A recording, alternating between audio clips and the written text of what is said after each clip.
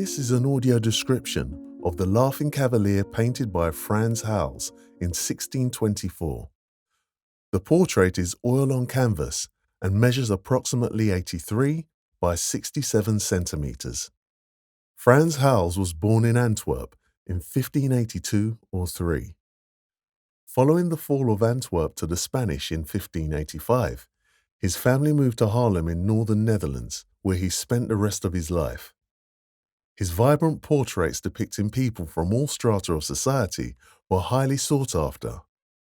Gradually, however, his paintings went out of fashion, and before his death in 1666, he experienced severe financial difficulties. The Laughing Cavalier was first given its famous title when it was exhibited at the Royal Academy in 1888. It played a central role in the reinstatement of Hull's critical reputation in the 19th century. In 1865, the fourth Marquess of Hertford outbid Baron James de Rothschild for the portrait at an auction in Paris.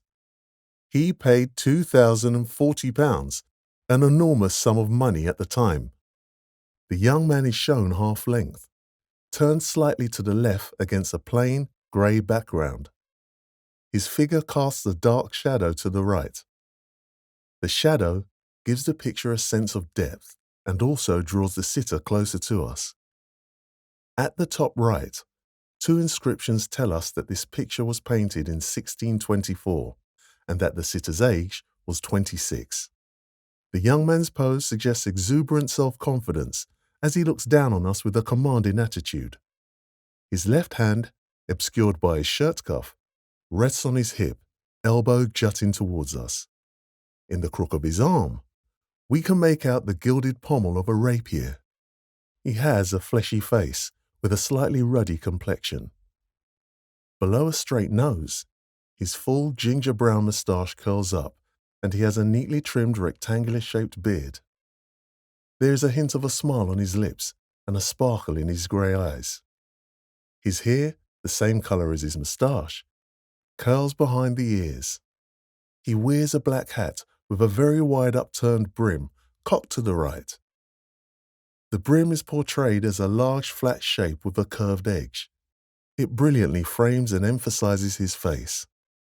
The identity of the sitter and function of the portrait have not been firmly established, but perhaps his sumptuous clothes may offer some clues.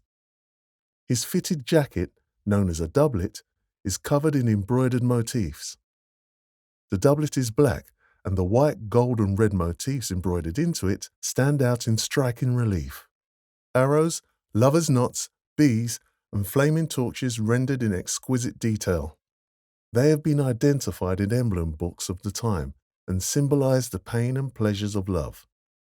As allusions to courtship, they indicate that the work may have been painted as a marriage portrait, although no companion piece portraying an intended bride has been discovered.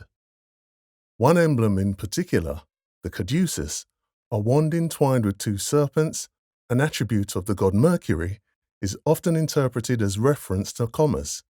It suggests perhaps the sitter was a wealthy merchant. In addition to the luxury of the embroidery, the doublet is also decorated with tiny gold buttons and buttonholes, edged with gold braid. They are visible at the front of the doublet and fasten the sleeves to fit the arms closely from elbow to wrist. Above the elbow, the sleeves are puffed and the fabric slashed vertically to create openings that reveal the white shirt beneath. As he is turned to our right, only the left arm is completely visible. Crisply starched white lace cuffs are secured with jeweled buckles and worn over gauntlets. The lace is scalloped at the edges, and the patterns in the lace are rendered in precise detail. A large circular collar, fashioned from the layers of the same fine lace as the cuffs, spreads across his shoulders and chest. It is fastened at the front with a black tie, threaded through a tiny loop. In contrast to the cuffs, the collar is painted and suggests a softer texture, and the patterns in the lace are less sharply defined. A wide black sash is draped over his left shoulder and encircles his waist. It is tied with a large bow partly visible as a profusion of fabric at his left side. Compared to the depiction of the embroidery and lace, the sash is painted with great economy. Broad fluid strokes convey the shimmer of light on the silk. This portrait exhibits the artist's virtuosity in the different ways of handling oil paint to bring his subject to life. The young man is neither laughing nor a cavalier, but the title of the portrait conveys the sense of his swaggering pose, luxurious clothes, and the way his upturned moustache emphasizes the humor in his face.